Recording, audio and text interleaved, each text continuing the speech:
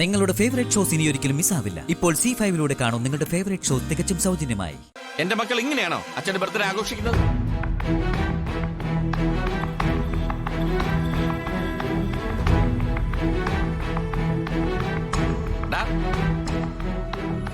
ആദ്യോട് കൂടാ ചോദിച്ചത്.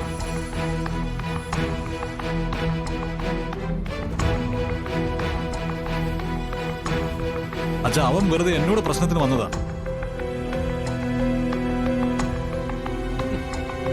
എന്താ രണ്ടാളും കൊച്ചു കുഞ്ഞുങ്ങളാ?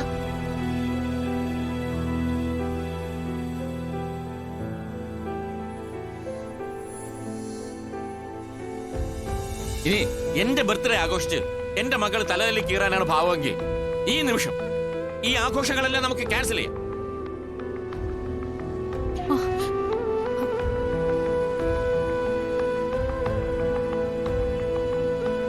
അച്ഛനൊരു പിറന്നാൾ ആഘോഷിച്ചില്ല എന്നല്ലേ ഉള്ളൂ.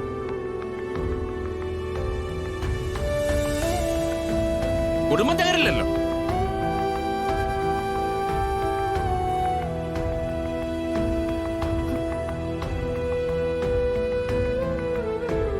അന്തേട്ടാ, വേണ്ട, അങ്ങനെ ഒരു തീരുമാനം വേണ്ട.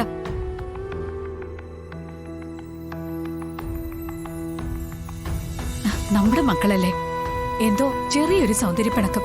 കൊച്ചു കുഞ്ഞുങ്ങളൊന്നും അല്ലല്ലോ, പറഞ്ഞ അവർക്ക് മനസ്സിലാവില്ലേ?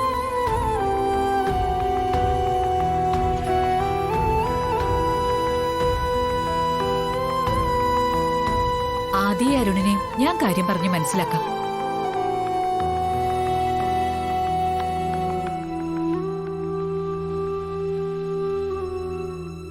അന്തേട്ടാ,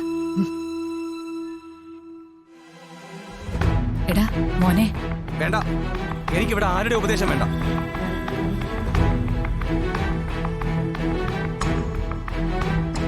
എടാ, നിന്റെ അമ്മയല്ലേ പറയുന്നത്? എനിക്കൊന്നും കേൾക്കണ്ടെന്ന് പറഞ്ഞില്ലേ?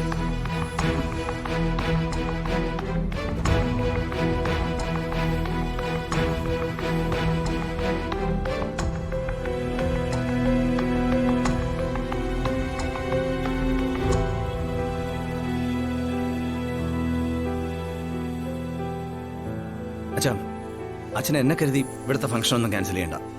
എല്ലാം ആഘോഷമായിട്ട് തന്നെ നടക്കട്ടെ.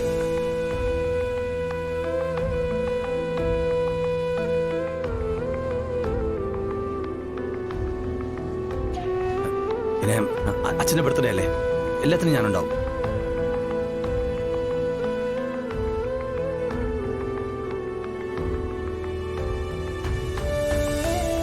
അച്ഛാ, ഞാൻ ശരിക്കും ആത്മാർത്ഥമായിട്ട് പറയുന്ന. എനിക്ക് ഇടയ്ക്ക് എന്റെ മനസ്സൊന്നും അത് പോട്ടെ. അച്ഛാ, ഞാനിപ്പോ എന്താ ചെയ്യണ്ടേ?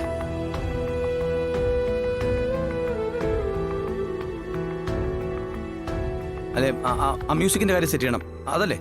ആ, അത് ഞാനിപ്പോ തന്നെ സെറ്റ് ചെയ്യാം.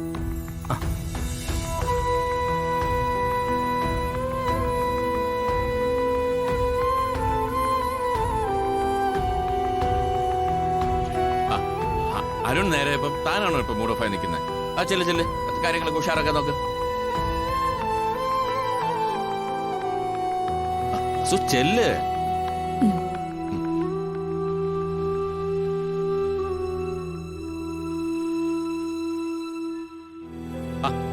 അമൃത, നീ അങ്ങോട്ട് ചെന്ന് അമ്മയെ സഹായിക്ക്. ചെല്ല്, നീ ചെല്ല്. അത് നിന്നോട് ഇനി പ്രത്യേകം പറയണമെന്നുണ്ടോ? ചെല്ല് മോനെ.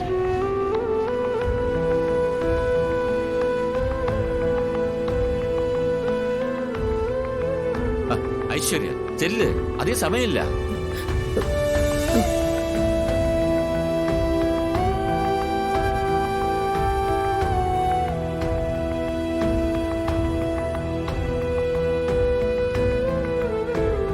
അരുണാകെ മാറിപ്പോയി. ഇപ്പോഴും ചിന്തയും ദേഷ്യവും. എന്തോ പ്രശ്നമുണ്ട്, അതെന്താണെന്ന് കണ്ടുപിടിക്കണം. മമ്മിയോടാ ഞാൻ പറയുന്നേ, കേൾക്കുന്നില്ലേ? ഞാൻ ആ ശ്യാമയെ കൊണ്ട് പാടിപ്പിക്കാൻ എന്താ മാർഗമെന്ന് ആലോചിക്കുകയായിരുന്നു. നന്നായി. സ്റ്റേജിൽ കയറി പെർഫോമൻസ് തുടങ്ങാൻ സമയമായി. അപ്പോഴാ പാടാൻ അവളെ സമ്മതിപ്പിക്കാനുള്ള വഴി തേടുന്നേ. നമ്മൾ വേറെ ആളെ വെച്ച് പാടിച്ചാൽ അത് പറ്റില്ല. ഒന്ന്, മറ്റുള്ളവരെ ശബ്ദം തിരിച്ചറിഞ്ഞത് പ്രശ്നമാവും. അല്ലെങ്കിൽ തന്നെ ആ വർമ്മ നമ്മുടെ തന്ത്രങ്ങളെല്ലാം പൊളിക്കുമെന്ന് ശപഥം ചെയ്തിരിക്കുക. ഈ കാര്യങ്ങളൊക്കെ ഞാൻ പലവട്ടം മമ്മിയോട് പറഞ്ഞതല്ലേ. അപ്പൊ മമ്മി പറഞ്ഞു വരട്ടെ, വഴി കാണാം, ശരിയാകുമെന്നൊക്കെയല്ലേ എന്നോട് പറഞ്ഞത്. എന്നിട്ടിപ്പോ അവസാന നിമിഷത്തില് അവളെ കൊണ്ട് പാടിക്കാനുള്ള വഴി നോക്കുക. എന്തായാലും ഞാനൊരു കാര്യം പറയാം. ഈ പ്രോഗ്രാം നടന്നില്ലെങ്കിൽ പിന്നെ എന്നെ മമ്മി കാണില്ല. ഞാൻ ഈ നാട് വിട്ട് എന്നെ ആരും തിരിച്ചറിയാത്ത ഏതെങ്കിലും നാട്ടിലേക്ക് പോവും. എന്തായാലും നാണം കെട്ട് ഒരു നിമിഷം പോലും എനിക്ക് പറ്റില്ല. നീ ടെൻഷൻ ആവാതെ വിസ്മയ, ഞാൻ ഒടുവിൽ ഒരു വഴി കണ്ടുപിടിച്ചിട്ടുണ്ട്. ആ തന്ത്രം ഒന്ന് നടപ്പായി കിട്ടിയ ഒരു കാര്യം ഉറപ്പാ, ഈ ഫംഗ്ഷനും ശ്യാമ വിസ്മയ്ക്ക് വേണ്ടി പാടും. അതും ആ വർമ്മയുടെയും അഖിലിന്റെയും മുമ്പിൽ വെച്ച്. ആ ശ്യാമയെ കൊണ്ട് ഞാൻ പാടിക്കും. പറ മമ്മി, എന്താ ഐഡിയ? ഐഡിയ പറയാം.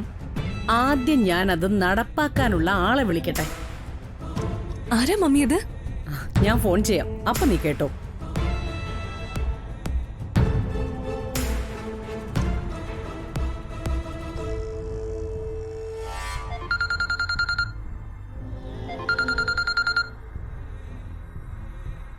എന്താ മേഡം, എന്താ വിളിച്ചേ? എന്റെ ജയന്തി മോളെ എന്ത് ചെയ്യാ? അയ്യോ, അത് മാഡം, ഞാനിങ്ങനെ കൂട്ടിലടച്ച കിളിയെ പോലെ വെറുതെ ഇങ്ങനെ വല്ലാത്ത ജീവിതമായിപ്പോയി, അത്ര തന്നെ. എന്നാ നാളെ വൈകിട്ട് നമുക്കൊരു ഔട്ടിങ്ങിന് പോയാലോ? എന്താ മാഡം? അതെ, ഞാനും മോളും നാളെ വൈകിട്ട് കാറുമായിട്ട് വരും. ആരും കാണാതെ ജയന്തിയും കൂട്ടി നമ്മൾ ബീച്ചിലും 5 സ്റ്റാർ ഹോട്ടലിലുമൊക്കെ അടിച്ചു പൊളിച്ച് ജയന്തിക്ക് ഇഷ്ടപ്പെട്ട ഫുഡൊക്കെ കഴിച്ച് തിരിച്ചു വരും. എന്താ? അയ്യോ, ഞാൻ സ്വപ്നം കാണാണോ? പിന്നെ ജയന്തിക്ക് ഇഷ്ടപ്പെട്ട വളയോ മാലയോ നല്ലൊരു ഗിഫ്റ്റ് ഞാൻ വാങ്ങിത്തരും. അയ്യോ, ഇതെല്ലാം നടക്കോ മാഡം? നടക്കും. ജയന്തി എനിക്ക് വേണ്ടി ചെറിയൊരു ഉപകാരം ചെയ്യണം. എന്താ മാഡം, പറയേ, എന്ത് വേണോ ഞാൻ ചെയ്യാം. ഞാൻ പറയുന്ന ശ്രദ്ധിച്ചു കേക്ക്.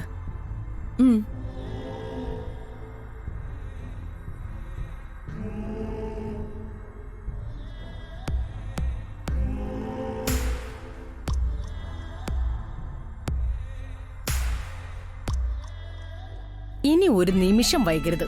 ശ്യാമയുടെ അമ്മ എവിടെ ഉണ്ടല്ലോ, വേഗം വേണം. അമ്മയും ഞാനും എവിടെയുള്ളൂ, വേറെ ആരുമില്ല. അത് നന്നായി. വേഗം ഞാൻ പറഞ്ഞത് ചെയ്. ശരി മാഡം. മമ്മി, ഇത്രയും വലിയ ഐഡിയ ഒക്കെ ഈ തലയ്ക്കകത്ത് എവിടെയായിരിക്കുന്നേ? നീ നോക്കിക്കോ മോളെ, ജയന്തി അത് ചെയ്തിരിക്കും. ബാക്കി നമ്മളും. ഡൗൺലോഡ് ചെയ്യൂ C5 ആപ്പ്. കാണൂ എല്ലാ എപ്പിസോഡുകളും സൗജന്യമായി.